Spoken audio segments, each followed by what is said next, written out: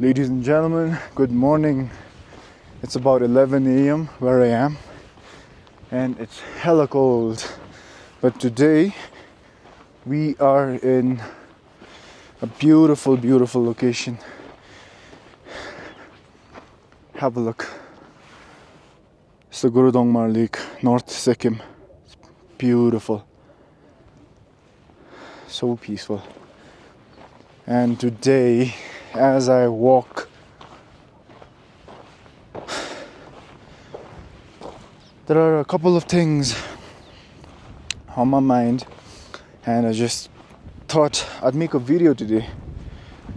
So I just whipped out my camera, and here we are, talking and filming. Oh my good lord, just look at this.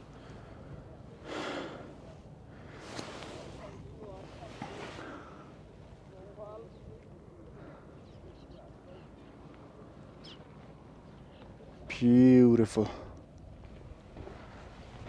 So today I just want to make a quick little video about, what do you call it, life and chasing your dreams and the inevitability of death, because the only certainty in life is your exit, right? Just about a week ago, I was journaling, and I was journaling on the one subject that fascinates me the most. It scares me, it fascinates me, it surprises me, it saddens me. But at the same time, it's funny because it liberates me. It liberates me because I know I'm gonna die someday, and so are the people who I'm gonna cross paths with in this lifetime. Who else is gonna die? Everyone's gonna die. My family, my friends, you watching this, all of the people whose judgments I care about, all of the people whose praises mean so much to me. Everyone's gonna die, and at the end, nothing's gonna matter. You and I and everybody else is gonna go back to the elements. So, today, from this beautiful location, I wanna ask you, what are you afraid of? If you are not honoring your dreams, chasing your dreams, making the most out of this beautiful, beautiful life where you can have, be, do, and experience so much, are you holding yourself back? Are you holding yourself back? I know for the longest time I held myself back. I've held myself back from doing so much, so much. And I still struggle. I'm not saying I'm perfect. I'm not saying I've transcended all of my fears. But I have made a commitment to myself to go at things head first, to chase my dreams no matter what. Without exceptions, without any exceptions, I'm never going to indulge in anything that isn't aligned with my life path. Because I'm telling you, I might make a quick buck here and there. It might feel good in the moment, but if things are not aligned, then what's the point, right? I'm gonna die. I'm gonna die one day, and so are you. So does it not make sense for us to just do the things that are aligned with our own life path? Why live someone else's life when you can live your own life to the fullest? Look at the view. Whew. So, honor your dreams is my invitation. And having said all of this, I want to also tell you a couple of things that might blow your mind, and I hope it really does. This earth is gonna get a little sciencey, but stick with me. This earth, it's floating in space, right? And it emits electromagnetic waves. You and I also emit electromagnetic waves. Einstein's famous formula is E equals mc squared, right? So energy is equal to the mass times the square of the speed of light. I don't want to get too sciencey here, but you can bring the formula down to simply, if a substance has mass, it has got energy. Let me pick up this stone here, right? This has got mass, it's got energy, that's why it's gonna fall. It's got potential energy. And this means that you and I have got energy too. I don't want to get too sciencey, nor do I want to get too fluffy when it comes to spirituality. But you and I have got energy, and that means that we have got vibrations. We are vibrating, we're made up of atoms. No atom in the universe is stationary, right? Oh my goodness, the view. Actually, let me set this up somewhere.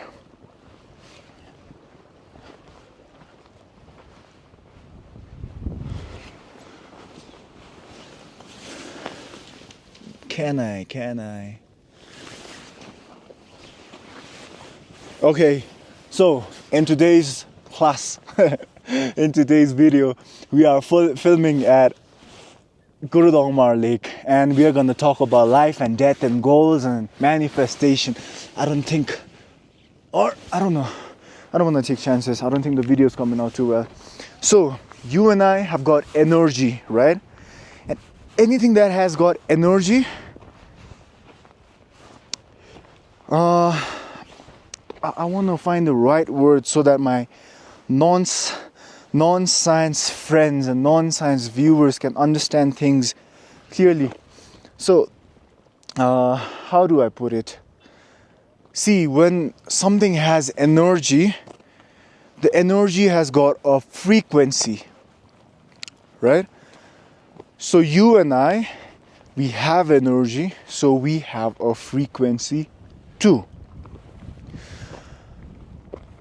And see, there are special cameras that scientists have created that if you take a picture of yourself or myself, if I take a picture of myself with those cameras, then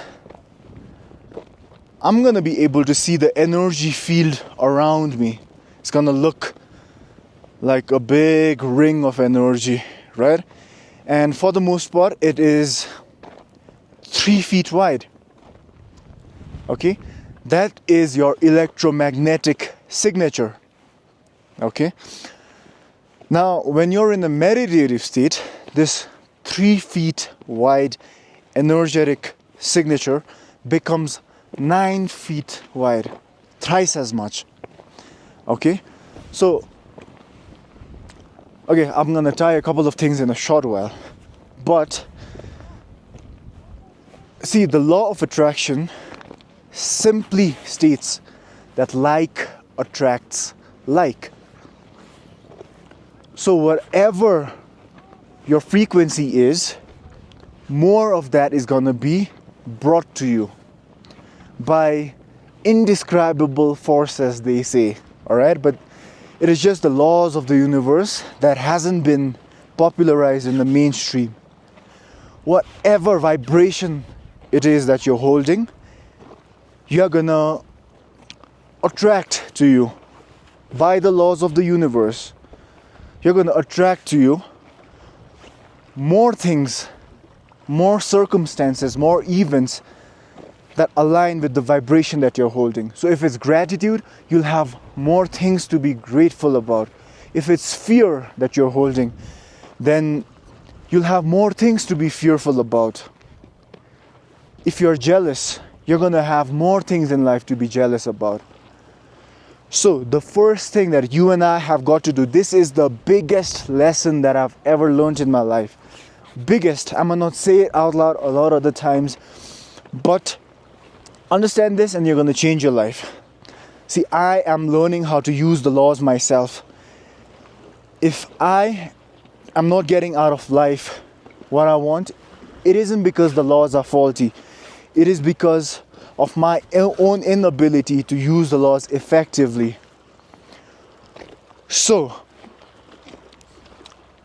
the game is, you've got to first get in a meditative state where you can observe all of the things around you, including yourself and including your own thoughts. Because for the most part, our thoughts are not our own, right? So observe your thoughts. See what thoughts you're holding habitually. Are those thoughts of fear? Do you constantly think that you're not good enough? Do you constantly think that there's someone else out there better than you? Do you constantly think that people might not like you? Right? I used to have all sorts of thoughts, but now my thoughts are those of a winner. And see, I want to look you in the eye and tell you this. I'm not arrogant while I say this. This is the biggest lesson that I've learned in my life. I need to look at myself as a winner because I need to assume the state of wish fulfilled. It's too bright here. I'm going to put my shades back on. But I hope you see the truth in my eyes. You have to assume the state of the wish fulfilled. Whatever it is that you want to achieve, you have to be in the state of that having been accomplished already. That's the game, right? So, what do? What you do is, you get in a meditative state and you look at your habitual thought patterns, your emotions. And then, whatever those are, if it's not what you want to have more of in life, then you got to replace it. And what do you replace it? First, ask yourself, what is it that you want? Say you want to become a tennis player, but you're not a tennis player yet. And you want to win the Wimbledon, but you haven't won that yet. You have to think in your head, how would it feel if I had already won it? How would I act? How would I think? How would I feel? And then you have to assume that state, right? Keep tennis aside. Say you want to make a new music video, whatever it is. You want to play football for a professional club. You want to buy your mom and dad a house. You want to buy yourself an apartment. You want to buy some toys like cars and bikes and whatnot. Jesus, it's snowing here. I'm sorry, I'm getting distracted. But you got to figure out what is it that you want in life first. All right? And then you have to assume the state of wish fulfilled. That's what you and I have got to do. See, I'm assuming the state of being an amazing content creator because this is a game I want to excel at. Is this the only wish that I have? Is this the only state that I'm assuming? Of course not. Look at all this. Look at all the snow. But I have many desires in life, and I've got to assume that state. I want to become a public speaker, a great public speaker. I want to be an author. I want to make great films. But before those happen, I've got to assume the state of the wish fulfilled. So in my mind, I'm already an author. I'm already a fantastic content creator. I'm already a millionaire, a multi-millionaire in my head. I don't need you to believe this. I don't need my family members to believe this. I don't need my friends to believe this. But I believe this wholeheartedly. And if you are serious about bringing your goals and dreams and visions to life, you've got to have this sense of what people call narcissism. You have to be a little bit gone in your own head. I'm called crazy by the people around me, the people in my culture. That's why I keep my opinions to myself. But these are my legit, real opinions. I'm a little bit gone in the head. You know, Conor McGregor always says that he relates so much to the Vincent van Gogh quote where he says, I've given myself to my art, and in the process I've lost my own mind. I'm there. I'm a little bit gone. And I'm okay with that. Because the truths, the laws of the universe, it's not out in the mainstream. But I'm trying to get it out. So, I think it's gonna snow too much here, and I'm gonna wrap this up. Tying everything back together. See, you and I have got energy, and we have got a frequency. Whatever your habitual, remember the keyword is habitual, whatever your habitual thoughts and emotions and feelings are, that is the emotional signature. So if you're in the state where you're complaining, you're crying, you're whining, then you're gonna get more of those.